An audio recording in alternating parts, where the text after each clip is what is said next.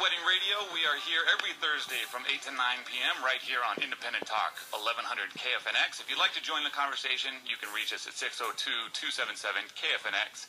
That's 602-277-5369 or toll-free 1-866-536-1100.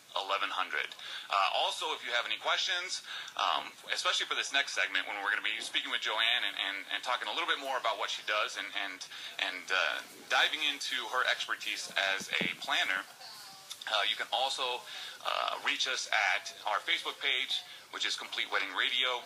You can find us on Facebook, like our page, and post questions there as well. So, once again, our guest, welcome to Joann Grant of Apropos Creations, a wedding and event planning company.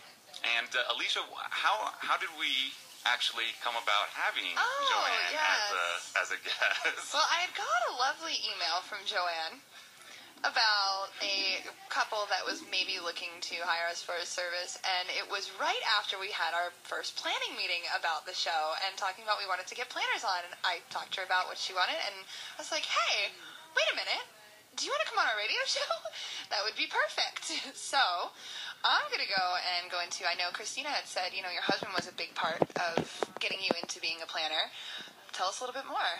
Well, we've been married for 14 years. Okay, can you hear me now? Yes. There you go. We've been married for 14 years, and ever since then, he just kept pushing and pushing. You should go do this. You should do that.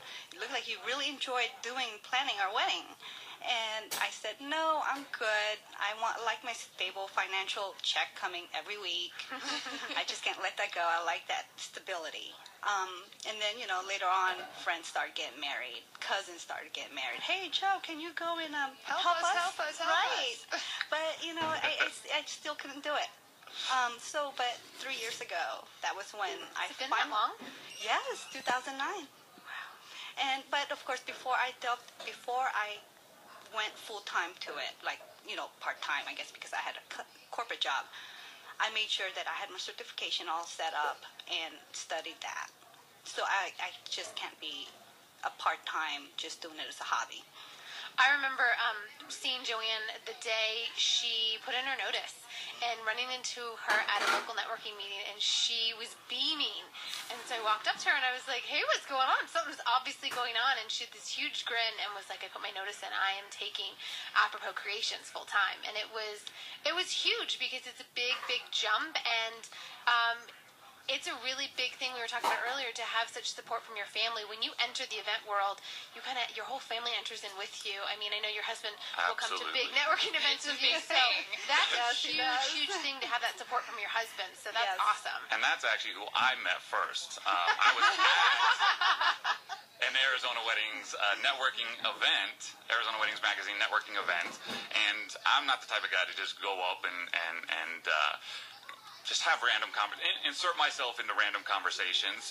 And so I'm standing at a table, and Joann's husband just starts talking to me. I ended up standing at the table that he was standing at, and I'm like, oh, what are you doing here? And he's all, I'm just with her. I was like, okay, very nice. He's like, she's the boss, I'm just here supporting. So yeah, but now I know why Jonathan brought me on board, since he doesn't like to enter random conversations, whereas I will, which is, I think, how I met you. When I went to the NACE meeting, he was standing there kind of talking. I'm like, oh, hi. Exactly. You gotta meet Alicia. And then I just start talking with you because I'm not shy. I don't care. Well, let's move on. You do the planning. You're full-time. You get to have lots of fun every week. What's your style? Well, I have an accounting background. And stereotypically, if you think accountant, they're kind of control freaks. Numbers organized. Right. But I am more on the detailed side. I can let it go if I need to, but I'm very hands-on. I like getting involved. I like knowing what's supposed to happen when. And that's how I am. Type A. I'm actually kind of like that, too. I'm totally like that. So at least, regardless of if the bride can be like that as well. So it may be a clash, but actually not. I still let her believe that she's in control. That's good. That's what we do on our side too. Being Absolutely. the DJ, I do that planning with her, but she's still in control, kind of. No, we just make sure their vision is going exactly the way they want it to. Which is part your job, too. Exactly. Right, a bride can get sidetracked and distracted just like anybody else, and, they've already expressed their dream wedding to you, and so you're there to help them make that happen and keep them on track. Yes, for sure. I'm going to jump in with a really quick question here because I know it comes a lot. Your goal as a planner is to kind of make the bride's vision come true. What about moms and grandmas and mother-in-laws and everyone else that kind of puts their 2 cents in? What's your best method to kind of, make sure we're all about the bride? Yes, I just try to be a buffer, and I will listen to what they have to say, suggestions of the flower should be like this, or should be right there, or it looks better over there. And I would just say, okay, well, I will talk to your daughter, and let's see what she has to say, because this is her wedding day. And we should just respond to that. As much as the bride wants the input from them is kind of where you play that off, which is good. It's very good. Because some brides are more like, yeah, well, whatever my mom wants is fine. As long as she's okay with that, then exactly. So when things are calm and quiet is kind of when you figure out who's boss. Exactly. All right, well, we're going to keep moving on here. I have another question for you. In your professional opinion, where should most of the budget go for a bride's wedding? Well, Christina mentioned earlier, it's going to the reception, and I completely agree with that. There's the venue pricing on that. There will be the food, the cake, alcohol, and rental items.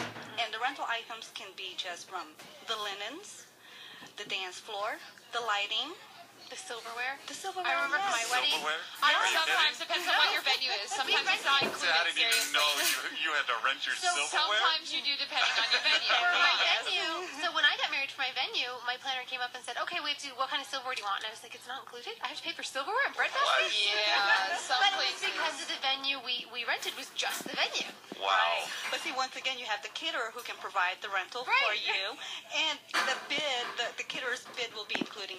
And that's where the planner comes in to be like, okay, if the bride's budget is this, and they say, well, these are the things I know I definitely want, you're going to steer her to venues where she's going to get the most out of her money, right? Exactly. Okay. Well, that's good to know.